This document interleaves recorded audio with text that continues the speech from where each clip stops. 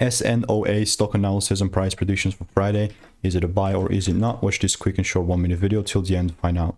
Sonoma Pharmaceuticals, it's already freaking pumping. It went up 72%. I mean, generally just looking at this thing, I'm looking to, you know, double down on this buy more if I can. And how currently it's looking like for me is, I'll mark up my top here. Because this definitely shifted, right? It's up technically, and all I'm looking to further do from here is, because it's technically a bearish range, bullish range, I'm not immediately buying. But people assume now that I'm going to put this line to the upside that I'm immediately going to be bullish. No, I mean, first of all, a proper confirmation must happen, and if it doesn't, then I'm not buying, you know. And now it's gappy because that's where pre-market is, and I'm just assuming it. But still, like, more candles must appear, and all I'm doing in the meantime is I'm just waiting.